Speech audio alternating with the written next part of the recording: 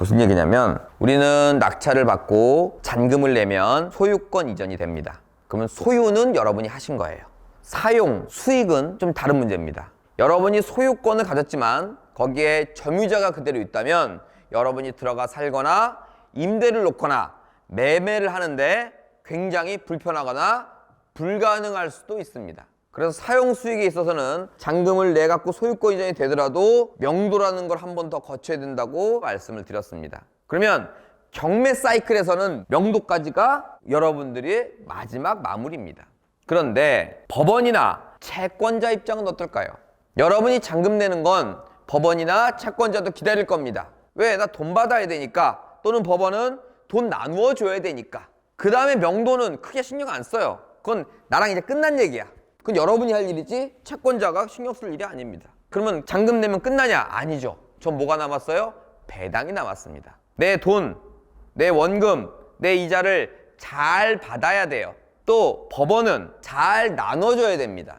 경매계 출신 변호사님 하는 분들을 좀 만나보면 나 옛날에 경매계 판사 했었잖아 그래요. 근데요, 그 배당 골치 아파 죽겠어. 힘들었어. 이러시는 분을 종종 봤습니다. 그러니까 잘 알맞게 잘 나눠주는 게 그렇게 어렵습니다. 자, 그런데 우리 입장에서 보면 배당이 중요한 게 아니네. 맞습니다. 중요한 게 아니에요. 채권자 입장에서 보면 명도 중요한 게 아니네. 난 배당만 받으면 되는데. 그래서 입장의 차이가 좀 많이 다릅니다. 중간 결론을 잠깐 내릴게요. 각각의 이해관계인들을 이해하지 못하면 깊이 있는 경매는 할 수 없다. 대표적으로 채권자, 채무자, 법원, 그리고 거기 살고 있는 기타 점유자, 임차인도 될 수 있고 유치권자도 될 수 있고 여러 가지가 있겠죠. 이런 분들을 각각 이해하지 않으면 깊이 있는 경매를 할 수가 없다. 이해하라는 건 상대방 입장에 돼봐라 라는 말씀이고, 깊이 있는 경매를 할 수 없다는 얘기는 돈을 버는 경매 또는 하자를 터뜨리지 않는 경매를 할 수 없다는 얘기입니다. 항상 무슨 상황이 됐든 간에 상대 입장은 어떨까 라는 생각을 항상 하시기 바라겠습니다. 자, 그러면 배당 들어갑니다. 순위라고 제가 써놨어요. 1번 경매비용, 2번 임금채권과 최우선 변제권, 3번 당해세 이렇게 써놨어요. 일단 설명을 드리자면 경매비용은 경매를 신청하면 법원은 여러 가지 일들을 합니다. 여러분들이 아시다시피 감정평가도 하고요. 그리고 법원에서 여러 차례 출장도 나갑니다. 그리고 신문이나 이런 데다 공고도 해야 되고요. 이해관계인들한테 우편물로 경매 진행합니다. 송달도 해야 됩니다. 이런 비용 크진 않지만 그런 거를 경매 비용이라고 합니다. 가장 먼저 배당 받아갑니다. 2번은 임금채권, 최우선 변제권. 요거는 차차 배울 텐데요.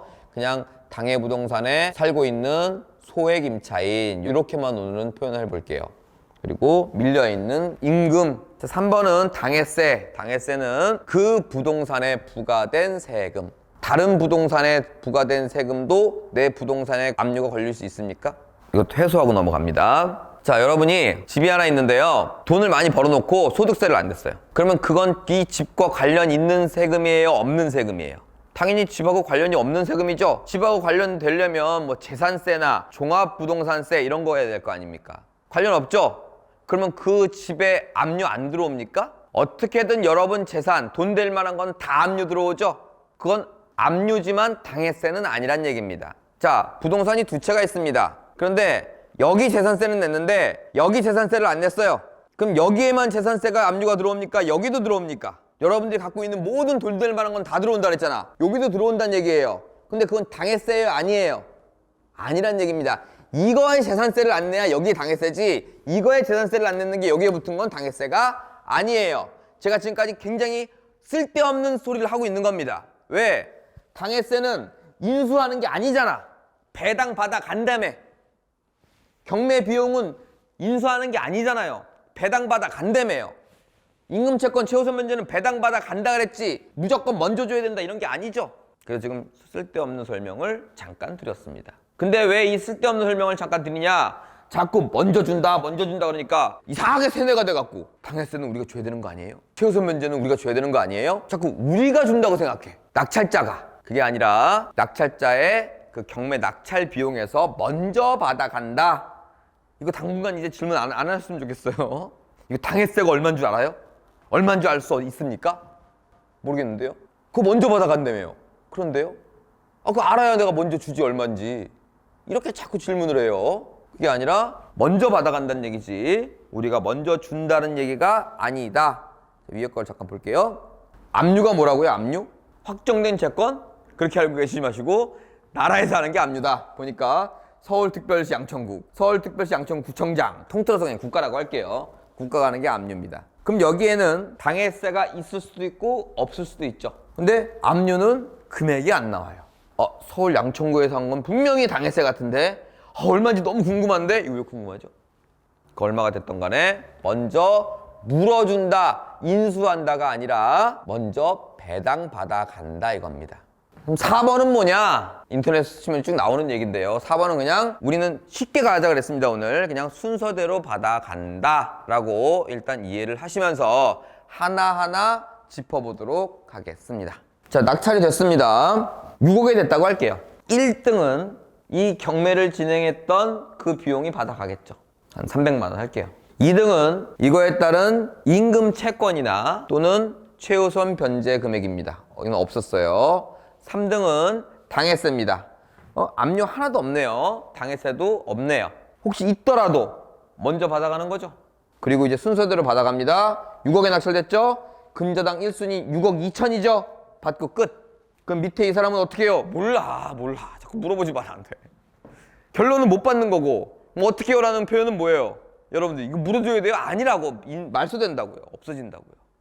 우리가 물어줘야 할 책임은 단 1도 없다. 표를 보고 설명을 드려보도록 할게요. 자, 이제부터는 1, 2, 3번 매번 정해져 있는 1번 경매비용, 2번 임금채권 및 최우선 변제금액, 3번 당해세 이건 빼고 그 4번부터 다뤄보도록 하겠습니다. 자, 아주 간단하게 표시를 해놨어요. 1순위 근저당 A 1억, 2순위 B 근저당 1억, 3순위 C 근저당 1억입니다. 낙찰가는 1억 5천입니다. 배당해보세요. 5초 드립니다. 1, 2, 3, 4, 5 끝났습니다. 1순위 A가 1억을 받아갑니다. 순서대로 받아가면 된다 그랬어요. 2순위 근저당이 1억 받아가나요? 낙찰가가 얼마라고요? 5천. 그럼 5천 받고 끝나는 겁니다. 또 물어봅니다. 그러면 B 5천 못 받은 거랑 C 1억은 어떻게 해요? 자, 결론 다시 한번 지금 3번째 하는 건데 우리가 물어줄 필요는 없다. 그러면 여러분이 C야 만약에. C면 어떻게 해요? 뭘 어떻게 한 푼도 못 받고 그냥 1억 날리는 거지. 그런 법이 어디 있어요? 여기 있어요, 그런 법이. 여러분들 경매를 낙찰받을 때 1억짜리를 2억을 쓰면 됩니까? 잔금 내기 전에 알았다면 보증금 떼는 게 낫죠? 잔금 내고 알았다면 1억 누가 돌려줘요? 아니죠. 똑같은 겁니다. 1억 5천밖에 안 되는 이 부동산을 왜 빌려줬냐고 왜. 1억밖에 안 가는 아파트를 왜 2억을 쓰냐고. 똑같은 얘기죠. 자, 그래서 이런 것까지 뭐 법으로 보호해준다? 그럼 큰일 납니다. 이런 걸 보통 순위배당이라고 합니다. 이제부터는 좀 예외가 나옵니다. 안분배당 나왔습니다. 가압류는요. 아까도 잠깐 물권, 채권 이렇게 얘기했는데 그냥 근저당권과 가압류로 가볼게요. 근저당권은 순위배당입니다. 하지만 가압류는 안분배당입니다.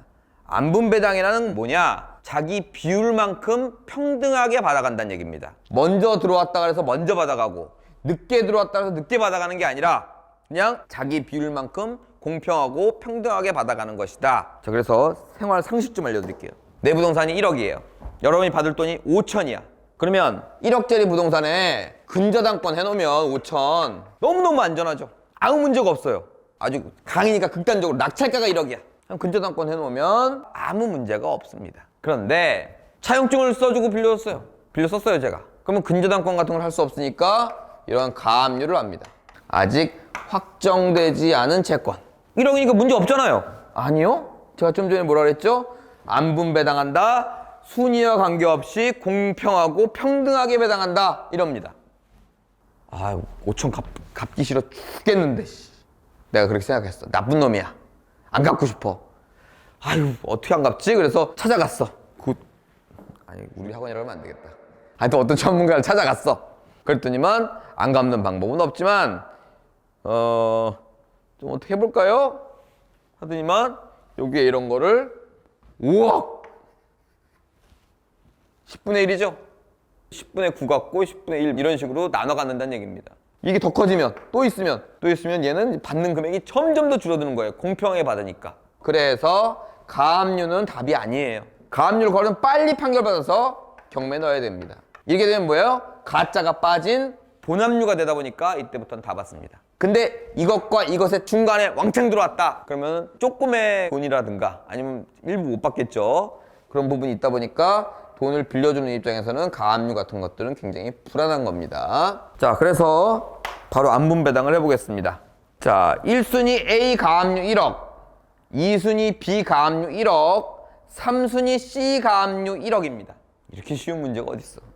낙찰가는 1억 5천. 배당해보세요. 7초 드립니다. 끝나셨나요? 공평하게 평등하게 순위와 관계없이 A 5천, B 5천, C 5천 끝. 아주 공평하게 받아갔죠? 순위와 관계없이. 자, 복습을 하자면 얘는 뭐예요? 순서대로 배당받아가는 거니까 얘는 1억, 얘 5천 끝나는 건데 가압류는 이 사람이 먼저 빌려줬다고 보장이 없죠. 이 사람이 제일 먼저 빌려줄 수도 있잖아. 차용증을 10년 전에 써준 사람이야. 근데 가압류만 늦게 했죠. 이러한 이유 등 때문에 공평하게 배당한다가 안분배당입니다. 자, 다음 걸로 볼까요? 1순위 A 근저당권은 1억, 2순위 B 근저당과 가압류가 섞여 나오기 시작했어요. 가압류가 1억, 3순위 근저당권이 1억. 센 것과 약한 것, 순위 배당과 안분 배당이 섞여 나왔을 때 이때 배당 어떻게 합니까? 자, 1억 5천 낙찰가입니다. 바로 들어갑니다. 자, 이게 없다고 생각했을 때는 얘 1번 받아가죠. 왜? 근저당권이니까. 이렇게 내려보니까 가압류네? 그럼 가압류들끼리는 안분 배당하잖아요? 내려보니까 또 근저당이야. 이럴 때는 여러분들 까먹지 않게 공식을 알려드릴게요. 안분 배당을 하세요. 그럼 이건 안분 배당 하는데 5초밖에 안 걸리죠? 해보세요. 얼마씩 갑니까? 자, 얘 5천, 얘 5천, 얘 5천 가는 게 안분 배당이죠?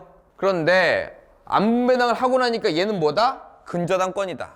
그러면 얘는 위로 흡수된다 그래서 5천 플러스 5천을 더 줘야 됩니다. 얘한테 그냥 갖고 가요. 그럼 얘는 1억을 다 받아갑니다. 그럼 나머지 5천 남았죠?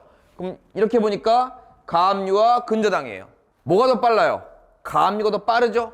그 다음에 이거 알고 근저당권 빌려준 거죠, 이 사람은? 그러니까 이 5천만 가지고 둘이 안분 배당을 합니다. 그래서 1억, 2,500, 2,500 이게 답입니다. 그렇게 원칙적으로 보통 그런 식으로 배당을 하니까 그렇게 생각하시면 됩니다. 더 해볼게요.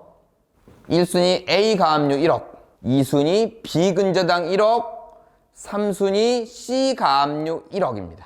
이거는 과정부터 설명을 드릴게요. 자, 먼저 뭐 하라고요? 안분 배당 하십시오. 그럼 어떻게 돼요? 5천, 5천, 5천이죠. 가압류는 밑에 걸 위로 끌어올리는 흡수 배당을 못하죠. 안분 배당에서 끝나잖아. 그럼 얘는 5천 받는 겁니다. 얘는 근저당권이기 때문에 5천, 5천 됐지만 밑에 거를 끌어당깁니다. 자기 총 1억을 다 채울 때까지. 그럼 결론은 뭐예요? 5천, 5천, 5천이 아니라 5천, 5천, 5천에서 5천을 끌어당겨서 5천, 1억 끝. 이런 걸 보통 흡수 배당이라고 합니다. 자, 이제 오늘 마무리를 해볼게요. 배당해보니까 어때요? 재밌나요? 아니면 어렵나요?